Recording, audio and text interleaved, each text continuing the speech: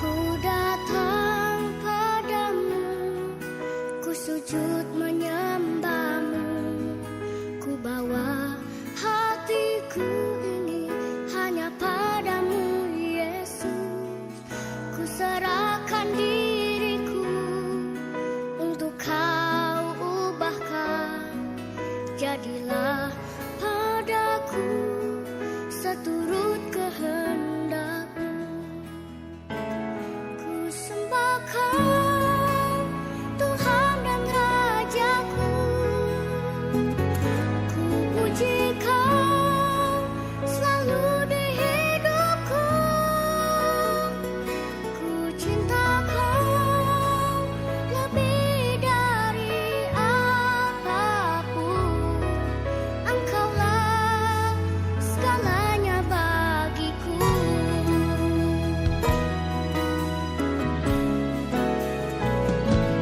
Ku datang padamu, ku sujud menyembahmu, ku bawa hatiku ini hanya padamu Yesus.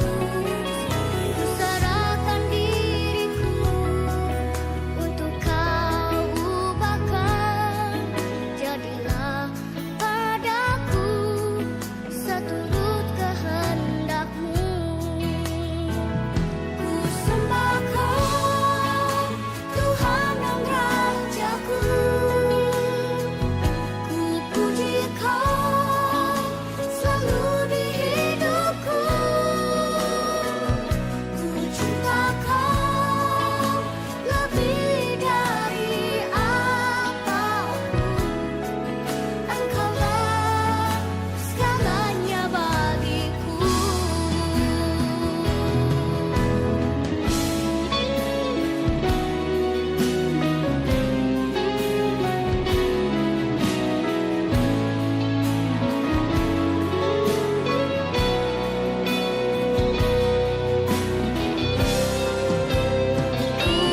sembah Kau, Tuhan dan Raja. Mazmur 91. Dalam lindungan Allah. Orang yang duduk dalam lindungan yang maha tinggi dan bermalam dalam naungan yang maha kuasa akan berkata kepada Tuhan, tempat perlindunganku dan kubu pertahananku, Allahku yang kupercayai. Sungguh, Dialah yang akan melepaskan engkau dari jerat penangkap burung, dari penyakit sampar yang busuk. Dengan kepaknya Ia akan menundungi engkau. Di bawah sayapnya engkau akan berlindung. Kesetiaannya ialah perisai dan pagar tembok. Engkau tidak usah takut terhadap kedahsyatan malam, terhadap panah yang terbang di waktu siang, terhadap penyakit sampar yang berjalan di dalam gelap, terhadap penyakit menular yang mengamuk di waktu petang. Walau 1.000 orang rebah di sisimu dan 10.000 di sebelah kananmu, tetapi itu tidak akan menimpamu. Engkau hanya menontonnya dengan matamu sendiri dan melihat pembalasan terhadap orang-orang fasik. Sebab Tuhan ialah tempat perlindunganmu, yang maha tinggi telah kau buat tempat perteduhanmu. Malapetaka tidak akan menimpa kamu, dan tulah tidak akan mendekat kepada kemahmu. Sebab malaikat-malaikatnya akan diperintahkannya kepadamu untuk menjaga engkau di segala jalanmu. Mereka akan menata engkau di atas tangannya, supaya kakimu jangan terantuk kepada batu. Singa dan ular tedung akan kau langkahi. Engkau akan menginjak anak singa dan ular naga. Sungguh, hatinya melekat kepadaku, maka aku akan meluputkannya. Aku akan membentenginya, sebab ia mengenal namaku. Bila ia berseru kepadaku, aku akan menjawab. Aku akan menyertai dia di dalam kesesakan. Aku akan meluputkannya dan memuliakannya. Dengan panjang umur akan kukenyangkan dia, dan akan kuperlihatkan kepadanya keselamatan daripadaku.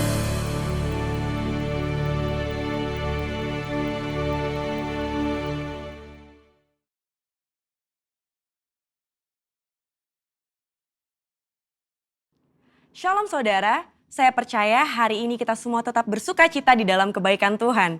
Pesan Tuhan yang menjadi tema di tahun 2021 menegaskan bahwa tahun ini adalah tahun integritas. Hal ini berarti kunci kemenangan di tahun ini terletak dari integritas seorang Kristiani dalam segala aspek kehidupannya. Oleh karena itu, dalam edisi Voice of Pentecost kali ini, saya akan membahas tentang berintegritas di tengah krisis hidup. Saudara, di hari-hari ini, ujian integritas sedang terjadi bagi saudara dan saya. Contohnya, apakah kita tetap baik saat dalam tekanan, akan tetap loyal dalam keadaan kekurangan, atau justru berkompromi dengan dunia saat sakit, gagal, bahkan sampai saat miskin mendadak? Saudara, perlu kita ingat bahwa integritas adalah hasil pembentukan dan tidak otomatis bisa dimiliki seseorang. Pembentukan integritas membutuhkan ujian, proses, dan waktu. Di dalam Mazmur 1 ayat 1 berkata, "Berbahagialah orang yang tidak berjalan menurut nasihat orang fasik, yang tidak berdiri di jalan orang berdosa, dan yang tidak duduk dalam kumpulan pencemooh." Jadi, melalui ujian, seseorang bisa terbukti apakah ia ada di jalan yang benar atau tidak. Lalu, berapakah lama waktu dari proses pembentukan integritas? 30 hari, 3 bulan, atau 1 tahun?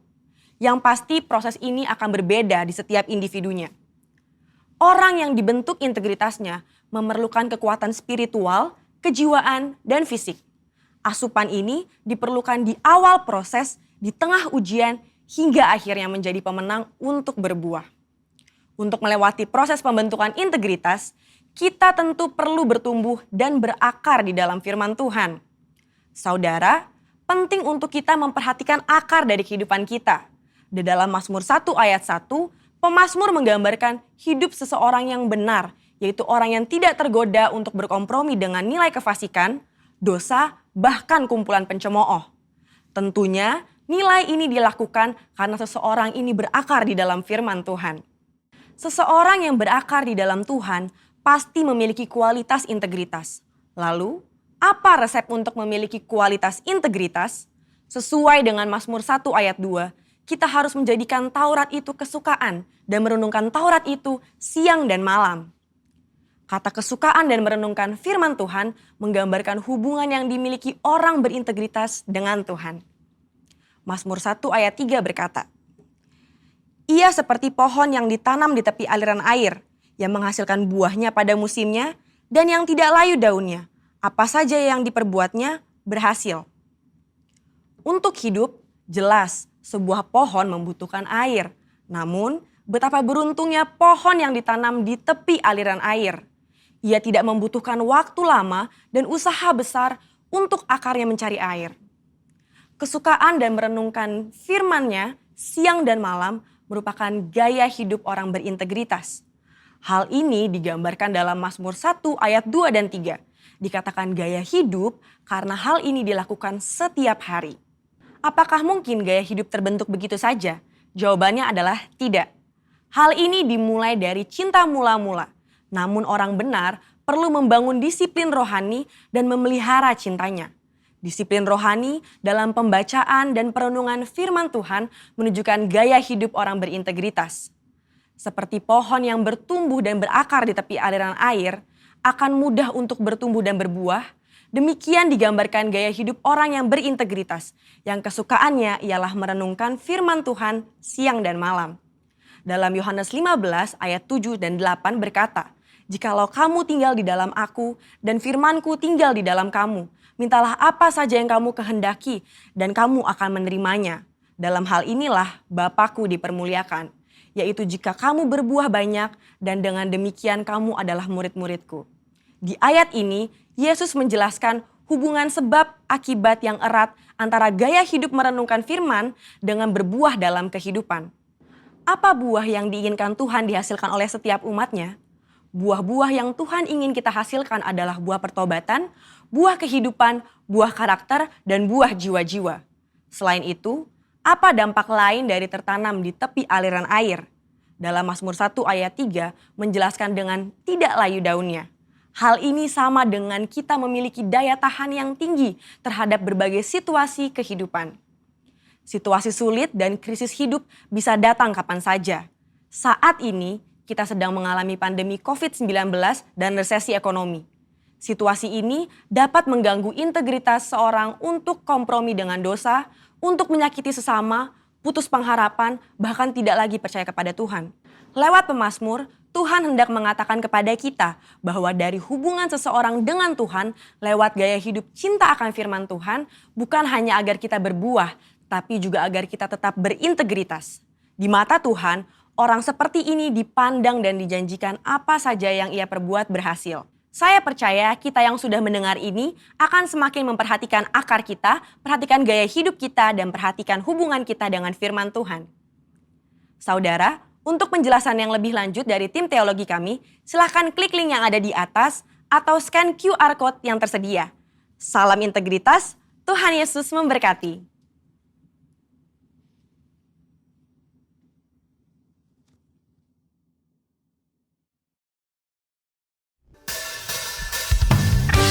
Shalom, pemirsa yang di rumah-rumah dimanapun kita berada. Kita percaya Dia Allah yang selalu bersama dengan kita. Berikan kita kuasa, menjadikan kita umat pemenang, bahkan lebih dari pemenang. Amin. Tepuk tangan sama-sama. Haleluya.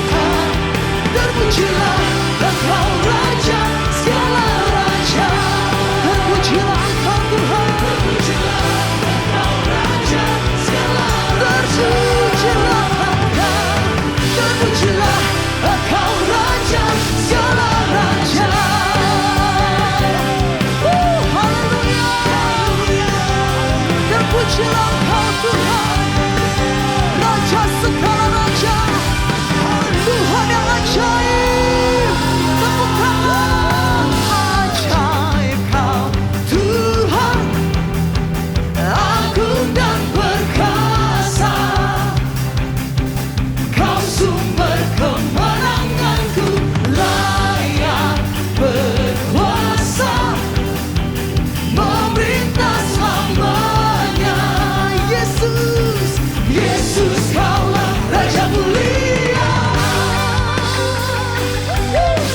Kami agungkan Engkau Raja kami. Tak terbayang kebesaran-Mu dan tak terbanding kekuatan-Mu Tuhan. Kau megah bagiku. Segenap jiwa dan pengharapan tak ku serahkan untuk rencana-Mu Tuhan. Kau Raja atasku. Hanya Kau yang layak ditinggikan. Oh, ajaib Kau Tuhan, agung dan perkasa. Kau sumber kemenanganku, layak berkuasa, memerintah selamanya. Katakan Yesus, Yesus kaulah Raja mulia.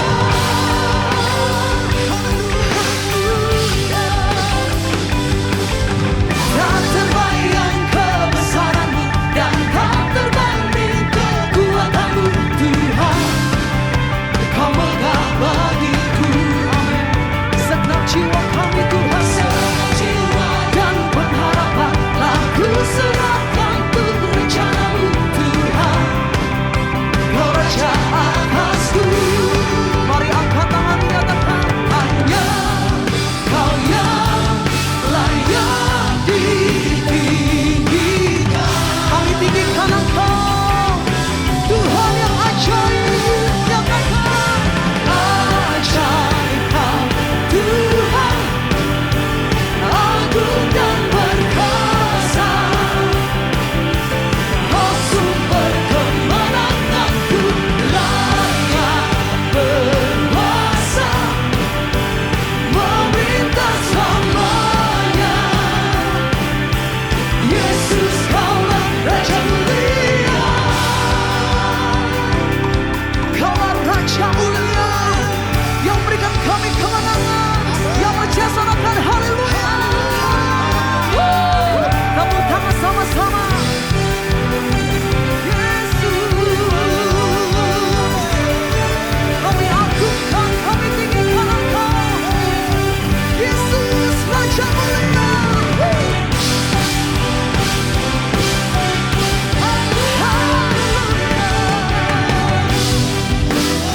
Hanya Engkau yang layak Tuhan. Mari angkat tangan sama-sama.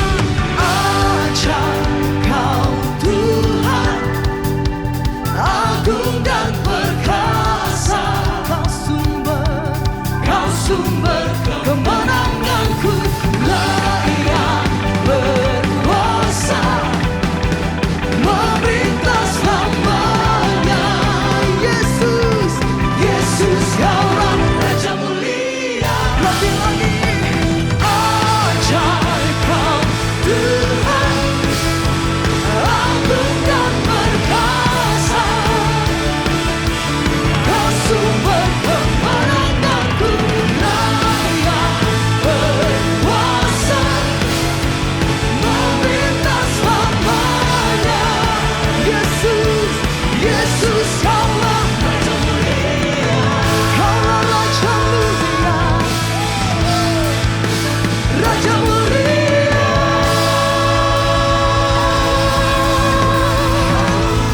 Haleluya. Tepuk tangan sorak-sorai bagi Allah kita. Haleluya. Haleluya. Mari angkat tangan bersama-sama. Oh, terima kasih Tuhan. Engkau hadir dimanapun kami berada Tuhan. Engkau Allah yang selalu bersama dengan kami. Apapun keadaan kami Tuhan, biarlah hati kami terus percaya hanya kepada Engkau Tuhan. Engkau Bapa yang setia, yang selalu menyertai kami.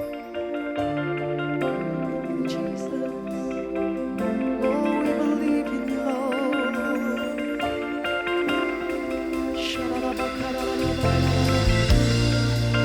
Kebangkitan-Mu nyata buat kami.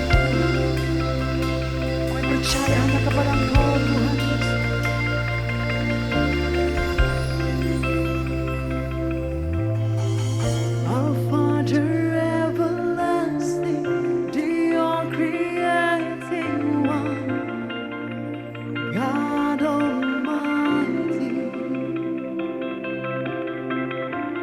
through your Holy Spirit, conceiving Christ the Son, Jesus our Savior. I believe in God our Father, I believe in Christ the Son, I believe in the Holy Spirit, our God is three in one. I believe in the resurrection, that we will rise again. For I believe in the name of Jesus.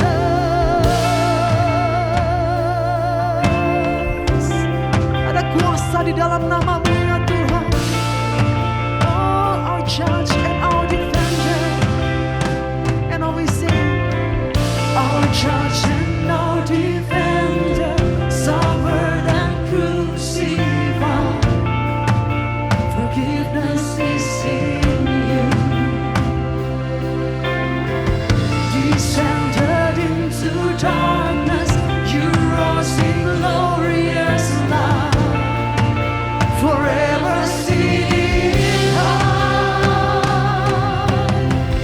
I believe in God our Father, I believe in Christ the Son, I believe in the Holy Spirit, our God is three in one. I believe in the resurrection, that we will rise again. For I believe in the name of Jesus. I believe in God our Father, I believe in Christ the Son, I believe in the Holy Spirit, our God is three in one. I believe in the resurrection, that we will rise again. For I believe in the name of Jesus. I believe in God our Father, I believe in Christ the Son, I believe in the Holy Spirit, our God is three in one. I believe in the resurrection, that we will rise again. For I believe in the name of Jesus. I believe in you. I believe you rose again. I believe that Jesus Christ is Lord. Yang percaya angkat tanganmu. I believe in Jesus. I believe you rose again. I believe that Jesus Christ. One more time, sing. I believe. I believe in you. I believe you rose again. I believe that Jesus Christ is Lord. Mari angkat tangan, nyatakan sama-sama. I believe in God our Father, I believe in Christ the Son, I believe in the Holy Spirit, our God is three in one. I believe in the resurrection, that we will rise again. For I believe in the name of Jesus. I believe in God our Father, I believe in Christ the Son, I believe in the Holy Spirit, our God is three in one. I believe in the resurrection, that we will rise again.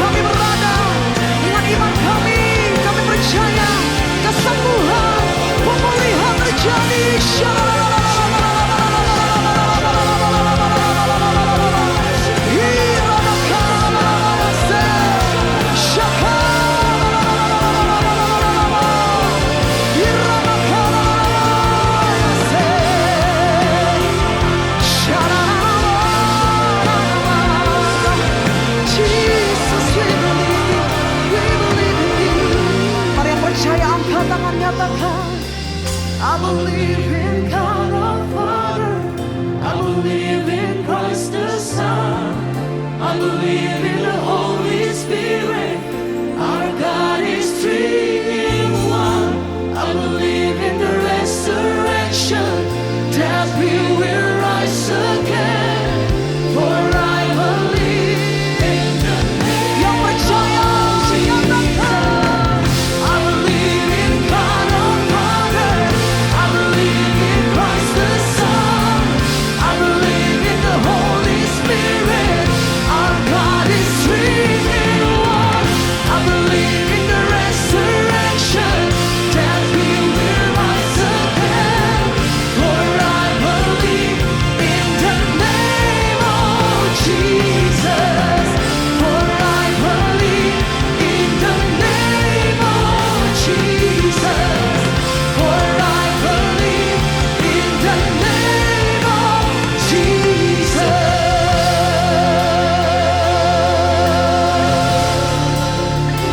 Oh, we believe in you, Lord. We believe in Jesus. Ada kuasa di dalam nama-Mu, Tuhan. Kami percaya, Tuhan.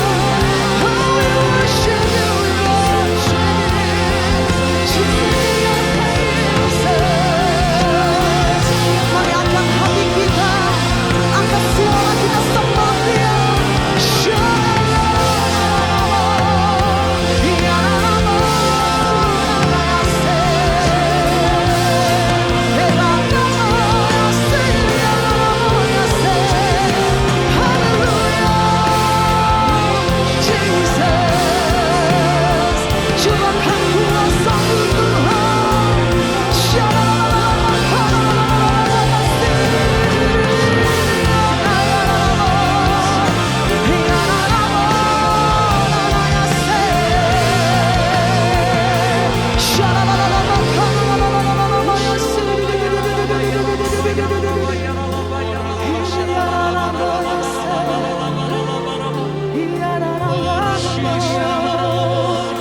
Kami puji, kami sembahkan Yesus.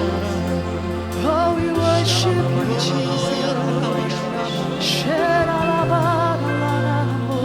Oh, Lord,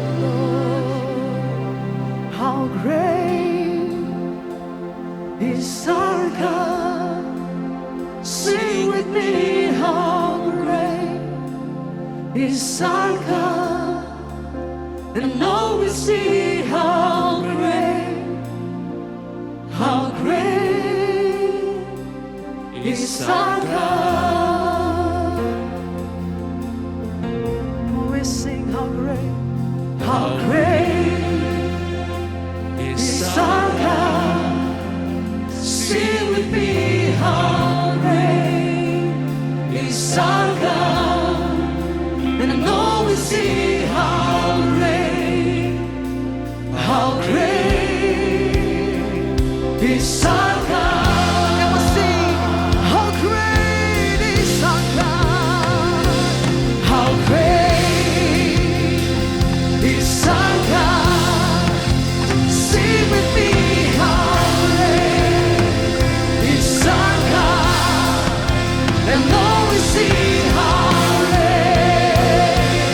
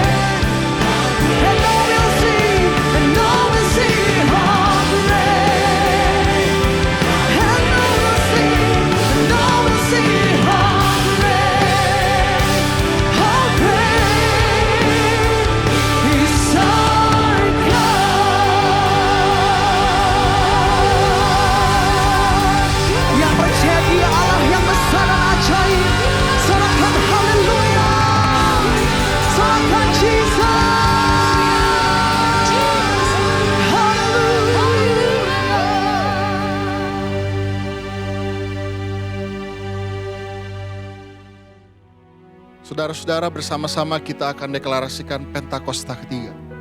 Pentakosta ketiga adalah pencurahan Roh Kudus yang dahsyat di zaman now melebihi yang terjadi di Azusa Street. Pentakosta ketiga akan mengakibatkan penuaian jiwa yang terbesar dan yang terakhir sebelum Tuhan Yesus datang kembali. Pentakosta ketiga akan membangkitkan generasi Yeremia, yaitu anak-anak muda yang dipenuhi Roh Kudus, cinta mati-matian kepada Tuhan Yesus, tidak kompromi terhadap dosa, dan akan bergerak untuk memenangkan jiwa. Pentakosta ketiga lahir di Indonesia dan bergerak ke bangsa-bangsa. Gerakan ini dari timur ke barat dan akan kembali ke Yerusalem. Pentakosta ketiga akan memberikan kuasa untuk menyelesaikan amanat agung, dan setelah itu Tuhan Yesus datang kembali. Amin. Mari kita berdoa bersama-sama Bapak Ibu. Tuhan Yesus, terima kasih, kami bersyukur buat hari ini ya Tuhan. Satu hari lagi Kau memberikan kami kesempatan untuk boleh beribadah di rumah Tuhan. Tuhan Yesus, hari ini kami berdoa untuk jemaat Tuhan dimanapun mereka berada ya Bapa. Kami berdoa untuk jemaat Tuhan yang mungkin hari-hari ini sedang mengalami pergumulan dalam kehidupan mereka. Untuk yang sakit Tuhan berikan kesembuhan. Untuk yang sedang berbeban berat Kau berikan kelegaan. Tuhan, Kau jamah jemaat-Mu Tuhan dimanapun mereka berada. Kami percaya Tuhan Kau tetap hadir bagi kehidupan mereka dimanapun mereka berada. Kau tetap mencurahkan kasih-Mu buat mereka ya Bapa. Terima kasih ya Tuhan. Kami berdoa biar Kau terus mengurapi setiap kami, menjamah setiap kami dimanapun kami berada ya Tuhan Yesus. Tuhan, kami juga berdoa untuk para pemimpin kami Tuhan di Rayon 2 ini. Kami berdoa buat Gembala Rayon 2, Bapak Pendeta Niko Nyotor Harjo. Kami juga berdoa untuk ketiga wakil gembala kami ya Tuhan, Bapak Pendeta Joni Lumanto, Bapak Pendeta Kamarga, Bapak Pendeta Daniel Arif Tuhan. Tuhan, berikan pengurapan-Mu atas hamba-hamba-Mu ini ya Tuhan. Dimanapun mereka berada Tuhan Yesus, Engkau terus curahkan pengurapan-Mu atas mereka. Terus ada roh takut akan Tuhan dalam kehidupan mereka, supaya mereka boleh memimpin kami dengan takut akan Tuhan. Berkati keluarga mereka, berkati kesehatan, apapun yang mereka lakukan. Kami berdoa biar penyertaan Tuhan sempurna buat kehidupan mereka. Kami juga berdoa buat bangsa dan negara kami, bangsa Indonesia ya Tuhan. Kami berdoa di tengah pandemi COVID-19 ini Tuhan Yesus, dan sedang pelaksanaan vaksin. Tuhan memberikan kelancaran bagi bangsa kami, agar bangsa kami boleh terbebas dari pandemi ini Tuhan, dan juga dari krisis ekonomi. Kami berdoa buat para pemimpin bangsa kami, Pak Presiden Joko Widodo, Bapak Wakil Presiden Ma'ruf Amin, biar mereka boleh memimpin bangsa kami juga dengan takut akan Tuhan. Berkati seluruh aparat pemerintahan, aparat militer dari pusat sampai ke daerah ya Tuhan, biar mereka semua boleh dengan unity memimpin bangsa kami. Terima kasih ya Tuhan, kami percaya bangsa kami selalu ada dalam perlindungan Tuhan. Terima kasih ya Bapa. Dan sebentar lagi ya Tuhan, kami mau mendengarkan firman Tuhan. Kami berdoa biar firman Tuhan yang kami dengar pada hari ini sungguh menjadi rema bagi kehidupan kami. Biar firman Tuhan ini ditabur di tanah yang subur dalam hati kami, sehingga kami dapat sungguh mempraktekkan firman Tuhan ini dalam kehidupan sehari-hari kami, supaya banyak orang melihat bahwa dalam hidup kami ada Tuhan Yesus yang bertahta. Berkati hamba-Mu yang akan menyampaikan firman Tuhan ya Tuhan. Biar hamba-Mu ini sungguh-sungguh menyampaikan isi hati Tuhan, dan sungguh memberkati setiap kami ya Bapa. Terima kasih ya Tuhan Yesus. Kami siap mendengarkan firman Tuhan pada hari ini. Hanya di dalam nama-Mu kami berdoa dan mengucap syukur. Haleluya. Amin.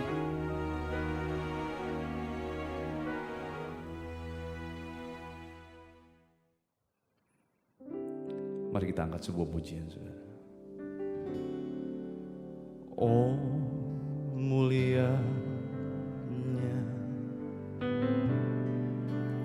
hadirat-Mu,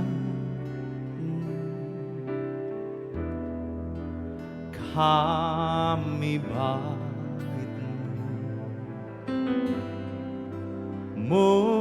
memuja-Mu, diberkati Kau Tuhan dengan pujian kami dalam dekapan hadirat-Mu,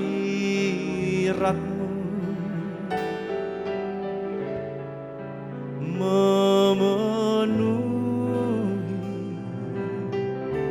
tempat ini.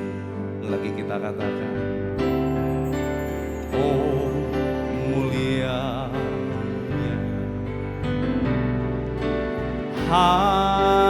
hadirat-Mu, kami baik-Mu, memuja-Mu.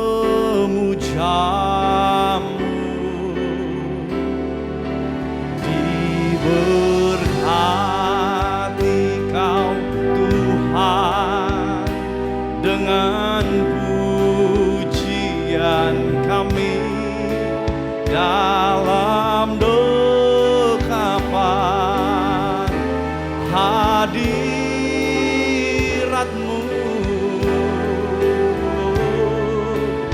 memenuhi tempat ini. Terakhir katakan, diberkati, diberkati Kau Tuhan, amin, dengan pujian kami dalam dekapan hadirat-Mu, memenuhi tempat ini, memenuhi hati kami, memenuhi tempat ini. Amin. Shalom saudara semua, senang rasanya bisa kembali memberitakan firman Tuhan dalam ibadah online GBI Sukawarna. Dan hari ini kita akan sama-sama belajar mengenai satu topik firman Tuhan yang saya beri judul adalah jawaban palsu. Jawaban palsu. Apa maksudnya? Dalam hidup kita ini sedang menanti. Kita pasti sedang menanti, ada yang sedang menanti promosi, menanti jawaban atas pergumulan, menanti kesembuhan, menanti kapan punya jodoh, menanti kapan punya anak, menanti. Banyak kita sedang menanti jawaban Tuhan. Tetapi hati-hati saudara, di mana saat Tuhan mau memberikan jawaban kepada kita, iblis pun bisa merekayasa sebuah jawaban yang dampaknya bisa menjadi dampak yang buruk di dalam kehidupan Anda dan saya. Maka dari itu kita perlu jeli melihat mana yang merupakan jawaban Tuhan dan mana yang bukan jawaban Tuhan. Nah, hari ini kita akan belajar dari satu kisah seorang bernama Bileam. Kita tahu Bileam adalah nabi yang menyembah Allah Yehova, yang menyembah Allah Israel. Tetapi malang sekali, naas sekali. Kenapa?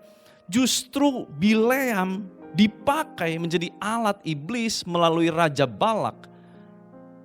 Akhirnya membawa kehancuran, kejatuhan bagi orang Israel. Bahkan digadang-gadang dalam kitab Wahyu. Bileam tercatat kembali 4 kali di kitab Perjanjian Baru. Dan salah satunya di kitab Wahyu berkata, karena dosa Bileam membawa bangsa Israel akhirnya jatuh di dalam dosa dan dosa penyembahan berhala. Mengerikan sekali.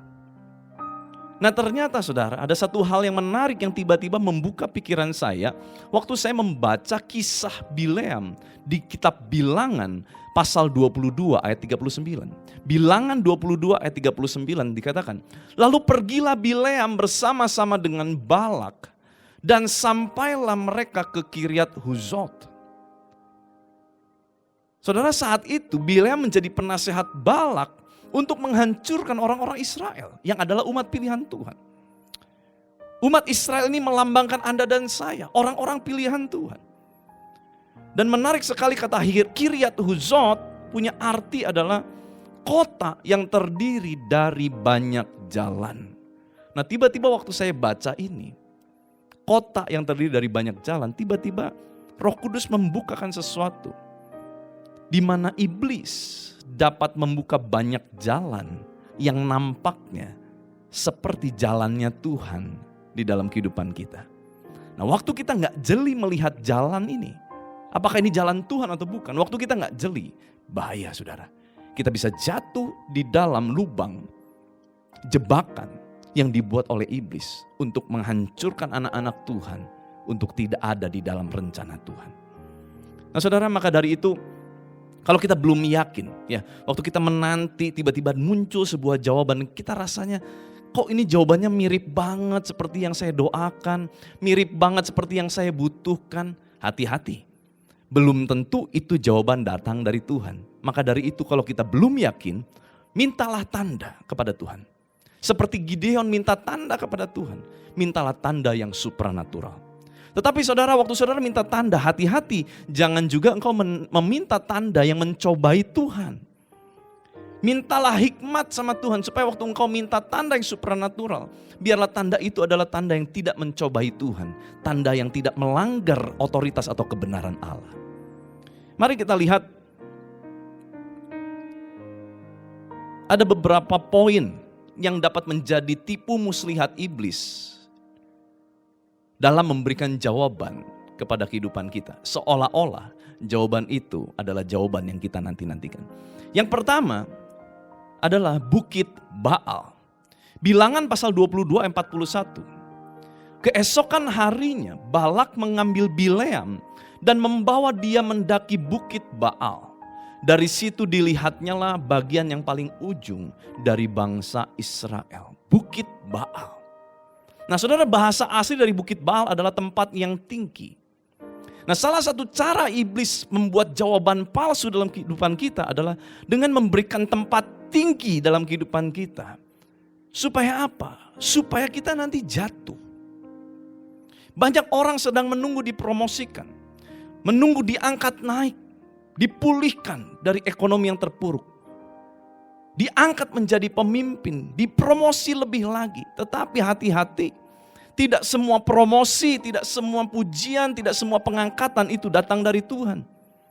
Promosi bisa menjadi salah satu cara iblis menjawab kita dan membawa kejatuhan. Karena yang paling mudah untuk menjatuhkan seseorang adalah bukan waktu diinjak, tetapi waktu diangkat naik ke atas. Sebab orang-orang waktu diangkat naik ke atas, biasanya mereka dalam keadaan lengah, dalam keadaan merasa oh semuanya baik. Saudara, salah satu kejatuhan yang terjadi dalam sebuah produk merek produsen handphone yang sangat terkenal pada zaman itu, ya, yang diawali dengan huruf N, saudara mungkin tahu begitu ya, adalah waktu mereka merasa bahwa produk mereka adalah produk yang terbaik dan tidak mungkin bisa dikalahkan oleh siapapun. Karena memang faktanya pada saat itu, produk itu merajalela, menguasai hampir di seluruh pelosok orang yang menggunakan handphone pasti menggunakan merek itu begitu. Tetapi dalam sekejap mata saja, waktu semua ini diangkat naik dan tidak mawas diri, itu bisa menjadi salah satu cara iblis untuk menjatuhkan hidup Anda dan saya. Maka hati-hati saudara, kalau hari-hari ini engkau sedang dipuji-puji terus, wah engkau hebat, engkau luar biasa, engkau bagus, engkau ganteng, engkau seolah-olah engkau diangkat naik oleh rekanmu, oleh orang-orang yang membuat engkau memberi angin sepoi, angin segar begitu. Hati-hati saudara.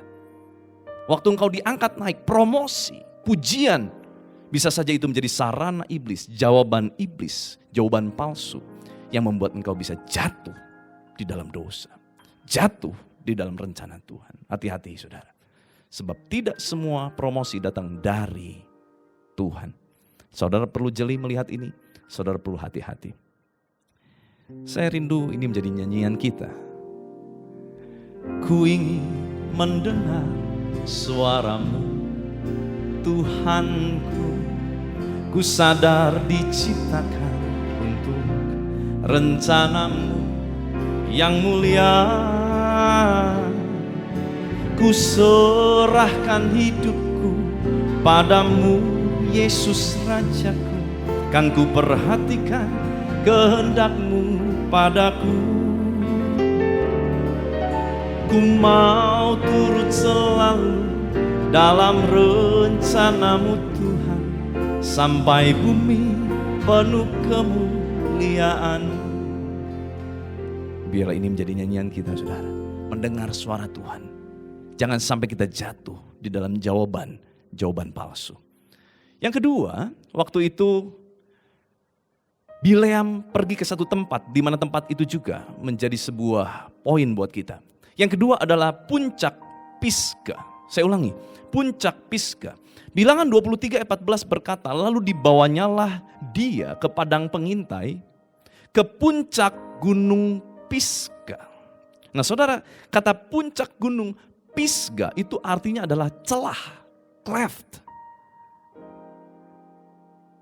Ada jawaban-jawaban yang sebenarnya mendatangkan celah di dalam kehidupan kita. Hati-hati. Iblis bisa mendatangkan jawaban-jawaban palsu yang pada akhirnya itu mendatangkan celah dalam kehidupan kita. Sebab kita tahu iblis ini seperti singa mengaum-ngaum menunggu siapa yang dapat dia terkam. Berarti dia tunggu seseorang yang percaya kepada Tuhan sungguh-sungguh ini buka celah. Celah sekecil apapun itu tidak mungkin disia-siakan oleh iblis. Dia akan langsung masuk menggerogoti hidupmu tanpa engkau sadar. Hati-hati dengan celah, saudara. Mungkin hari ini engkau sedang bermasalah di dalam urusan pajak. Lalu seseorang menawarkan kepada Anda, udah mau enggak? Ada orang yang bisa tolong Anda dengan cara-cara kotor. Tetapi seolah-olah cara itu menjadi jawaban yang engkau butuhkan. Sedangkan cara yang benar ini, engkau tahu jalannya masih panjang. Masih banyak hal yang harus engkau lalui. Tetapi seolah-olah engkau ditawarkan oleh seseorang. Tiba-tiba ini menjadi sebuah jawaban instan yang seolah-olah dapat menolong kita. Tetapi hati-hati saudara. Mungkin waktu engkau ikut dengan cara-cara kotor itu, mungkin hari ini, besok, lusa, masalahmu selesai. Dalam waktu instan, dalam waktu dekat masalahmu selesai. Tetapi celah yang kau buka dengan cara yang kotor itu membuat iblis masuk dan tanpa disadari dia akan memporak-porandakan hidupmu. Dan kau hari ini mungkin selamat, tetapi untuk jangka panjang itu akan menjadi sumber masalah baru, bahkan masalah yang lebih berat, lebih besar dalam kehidupanmu. Hati-hati saudara, hati-hati. Saya sangat mengasihi saudara. Saya tidak mau saudara jatuh di dalam celah jawaban-jawaban palsu yang dibawa oleh iblis untuk mendatangkan celah di dalam kehidupan setiap kita. Mungkin hari ini kalau kita ikuti jalan iblis ini, jalan palsu ini, jawaban palsu ini, seolah-olah masalah kita hari ini juga selesai, tuntas. Dan kita seolah-olah punya rasa tenang. Tapi percayalah, ketenanganmu itu satu kali, itu adalah ketenangan palsu yang dapat membawa masalah-masalah baru yang jauh lebih besar. Hati-hati saudara. Jangan anggap sepele celah kecil yang kita buka. Ini kan cuma dusta biasa. Ini kan cuman semua orang juga melakukannya. Semua orang pasti maklum. Toh orang lain juga, bahkan dia juga orang Kristen sungguh-sungguh, dia melakukannya. Saudara jangan tergiur melihat gaya hidup orang lain yang saudara cuma nampak dari luar, yang saudara tidak tahu dalamnya. Tetapi biarlah hidup kita terus berpegang kepada firman Tuhan. Berpegang kepada kebenaran firman Tuhan. Nah saudara yang ketiga adalah puncak Peor. Puncak Peor. Bilangan pasal 23 ayat yang ke-28. Lalu Balak membawa Bileam ke puncak gunung Peor yang menghadap padang belantara. Saudara kata puncak menggunakan kata rosh dalam bahasa Ibrani yang artinya juga kepala. Nah saudara, kepala ini adalah bagian terpenting dalam tubuh manusia. Kepala ini adalah sarana di mana di dalam kepala kita ada otak kita yang memberikan pimpinan, yang mengatur, mengontrol. Nah kepala ini seperti lambang pemimpin. Nah waktu dikatakan pemimpinnya digoyah, saudara, ini akan menjadi bahaya kepada seluruh tubuh. Karena seluruh tubuh ini diatur oleh kepala, diatur oleh otak yang ada di dalam kepala kita. Dan cara iblis terakhir menjatuhkan anak-anak Tuhan adalah dengan memasukkan roh pemecah belah. Kata Peor itu artinya adalah pemecah belah. Pemecah belah, roh-roh pemecah belah ini akan mulai masuk ke dalam para pemimpin. Pemimpin di dalam gereja, pemimpin di dalam perusahaan, pemimpin di dalam rumah tangga. ayah, orang tua, dibuat bentrok, dibuat ribut. Komunikasi terputus, kehancuran mulai datang, anak-anak semua dalam keadaan yang berantakan. Karena pemimpinnya dihancurkan. Saudara, cara iblis untuk menghancurkan, memberi jawaban palsu. Dia akan mulai menyerang kepala-kepala yang ada. Hati-hati saudara. Kalau engkau adalah pemimpin di dalam perusahaan, pemimpin di dalam tempat kerjamu, pemimpin bagi rumah tanggamu, engkau orang tua, hati-hati. Sangat rentan hari-hari ini pemimpin dihajar oleh iblis. Jangan berpikir bahwa kita hamba Tuhan, kita akan luput dari kejaran iblis. Justru hamba-hamba Tuhan banyak yang lagi dikejar-kejar supaya iblis pengen hamba-hamba Tuhan jatuh. Para pemimpin, iblis pengen para pemimpin jatuh. Mungkin kau juga adalah pemimpin di dalam pemerintahan. Hati-hati saudara, hati-hati sekali. Karena hari-hari ini kalau kita tidak peka mendengar suara Tuhan, iblis akan datang membawa roh pemecah belah di dalam kehidupan kita. Dalam bisnis, dalam apa yang kita kerjakan. Dan itu membuat hancur. Puncak Gunung Peor menghadap padang belantara. Padang belantara dalam bahasa aslinya adalah a desolation place, tempat tandus. Saudara juga kita perlu sama-sama perhatikan. Kalau kekristenan kita hari-hari ini mulai merasa tandus, ada ketandusan yang mulai masuk di dalam kehidupan kekristenan kita, rohani kita mulai tandus, hati-hati. Survei membuktikan saudara, hari-hari ini orang-orang mulai mengalami kebosanan dengan ibadah online. Orang-orang mulai biasa dengan ibadah online. Orang-orang mulai menganggap biasa ibadah online. Sehingga apa? Sehingga tidak ada lagi persiapan yang khusus. Ya sambil tidur-tiduran di kamar begitu ya. Kita sambil nonton ibadah. Atau mungkin kita banyak skip. Ya ini kurang cocok sama saya skip. Ya ini bertele-tele, dia gak tahu ngomong apa, di skip. Ya musiknya kurang ngangkat, di skip. Hati-hati saudara. Jangan-jangan peristiwa engkau men-skip itu, di mana dirimu sebetulnya sudah mulai kering rohani. Dan sebetulnya engkau sudah tidak rindu untuk beribadah. Tetapi ibadah itu hanya dijadikan sebuah ritual agama Kristen buat kita. Ya yang penting kalau ditanya orang udah ibadah belum? Udah. Tetapi sebetulnya waktu kita ibadah kita gak dapat apa-apa. Roh kita mulai tandus. Hati kita mulai kering. Kerinduan akan Tuhan mulai hilang. Hati-hati saudara. Saat itu terjadi, iblis akan mulai masuk. Iblis akan mulai ambil keuntungan di dalam hal-hal tersebut. Mari jaga baik-baik diri kita. Jaga hati kita sungguh-sungguh dengan segala kewaspadaan. Supaya dari situlah terpancar kehidupan. Ayo saudara, semangat lagi. Bangkit lagi. Jangan kasih kendor saudara. Terus beribadah sebab latihan badani berguna hanya untuk kehidupan sementara ini. Tetapi latihan ibadah berguna untuk kehidupan yang akan datang, kehidupan kekal di sorga nanti. Ayo, terus beribadah, terus kejar, masukkan terus hal-hal rohani yang baik. Kesaksian-kesaksian dari orang yang disembuhkan, kesaksian orang yang dipulihkan, terus dengarkan firman Tuhan, terus dengarkan. Baca firman, hidup di dalam kehidupan doa, itu penting buat kita saudara. Dan hari-hari ini, kita harus lebih lagi sungguh-sungguh sama Tuhan. Sebab kedatangan Tuhan sudah semakin singkat. Persiapkan diri kita. Sebab Tuhan datang bisa kapan saja menjemput kita.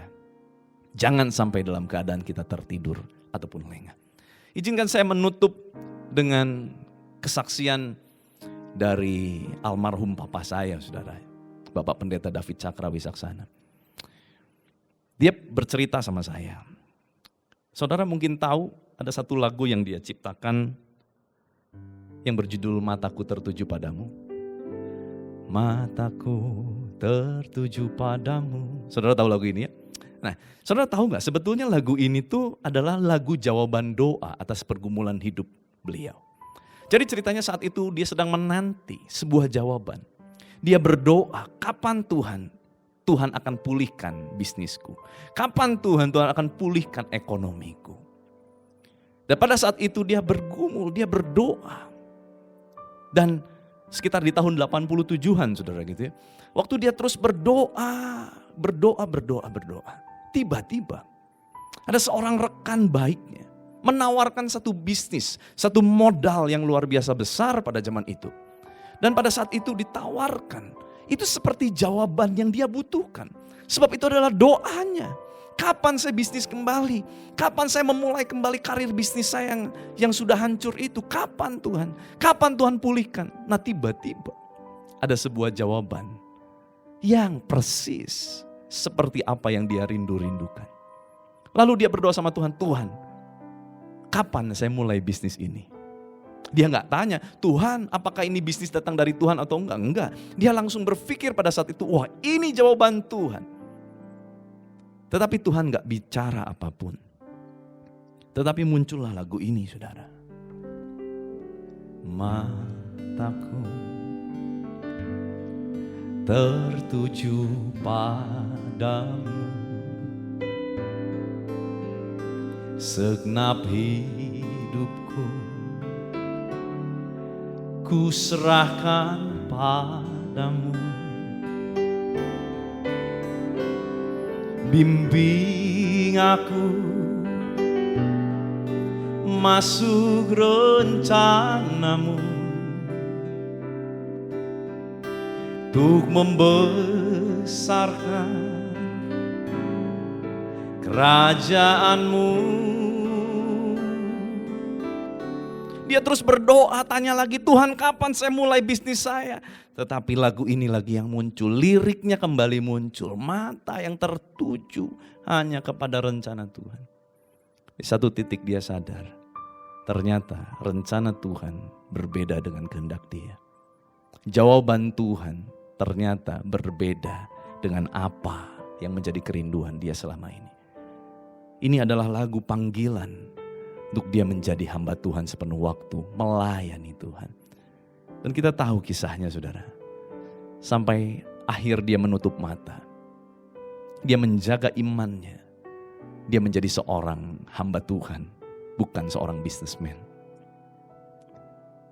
Saudara, mungkin saja akan ada jawaban-jawaban yang persis seperti apa yang kita inginkan. Persis seperti apa yang kita harapkan, dambakan. Tetapi mungkin jawaban itu bukanlah dari Tuhan, bukanlah kehendak Tuhan. Tetapi kita harus jeli melihat jalan Tuhan di atas jalan kita. Tunduk kepada rencana Tuhan di atas kehendak pribadi kita. Mari kita tutup ibadah kita. Kita angkat pujian ini sekali lagi. Mataku tertuju padamu, segenap hidupku, dengan iman katakan, ku serahkan padamu. Bimbing aku masuk rencanamu, untuk membesarkan kerajaanmu. Ku mau mengikuti kehendak-Mu ya Bapa. Ku mau selalu menyenangkan hati-Mu.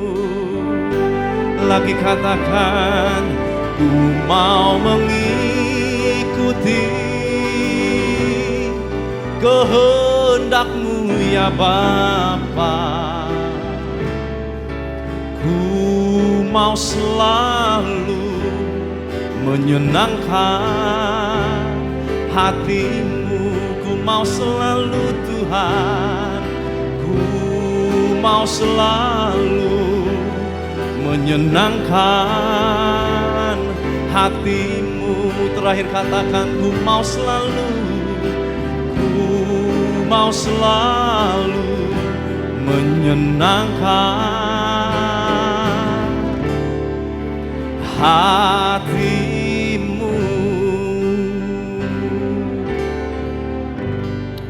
Terima kasih Tuhan, hamba-Mu selesai menyampaikan apa yang menjadi isi hati-Mu. Tetapi Engkau yang terus memberikan pertumbuhan kepada setiap kami, meteraikan firman-Mu untuk setiap kami. Dan saat ini Tuhan, hamba-Mu berdoa untuk jemaat-Mu mungkin yang sedang sakit. Tuhan jamah sembuhkan saat ini, bilur darah Yesus menyembuhkan. Bagi mereka yang sedang lemah, mereka yang putus asa, hilang pengharapan, biar saat ini mengalir kuasa pengharapan dari tempat yang maha tinggi, menjamah setiap jemaat-Mu yang sedang menyaksikan tayangan ini. Juga mereka yang mungkin sedang terpuruk, mereka yang kehilangan pekerjaan, Tuhan curahkan hikmat-Mu dari sorga-Mu untuk membuka pintu-pintu yang tertutup, bahkan menjadikan anak-anak-Mu ini adalah orang-orang yang excellent, orang-orang yang berbeda dari kebanyakan. Jadi orang-orang yang dicari oleh banyak orang, karena ada nama Tuhan yang menyertai hidup mereka. Ada hikmat Tuhan, ada marifat Tuhan menyertai hidup mereka. Pulihkan setiap hubungan keluarga yang hancur. Tuhan jamah hubungan antara suami istri, orang tua anak, mertua menantu. Semua dipulihkan oleh darah Yesus Kristus. Terima kasih Bapa. Kami serahkan semuanya di dalam tangan-Mu. Dan meterainya adalah darah Yesus Kristus sendiri. Kembalikan segala pujian, hormat, syukur hanya bagi nama Kristus Yesus Tuhan. Dan biar kuasa kehidupan, kuasa kebangkitan Kristus mengalir memerintah atas kami. Di dalam nama Tuhan Yesus Kristus. Haleluya. Sama-sama kita katakan. Amin. Angkat tangan saudara, terima berkat Tuhan. Pulanglah dengan berkat Tuhan. Kasih karunia yang berlimpah-limpah daripada Allah Bapa di dalam Anak yang tunggal Yesus Kristus. Persekutuan yang manis dengan Roh Kudus menyertai saudara sekalian mulai hari ini sampai terus datang menjemput kita di awan-awan dan bahkan sampai selama-lamanya. Yang percaya bersama-sama katakan amin.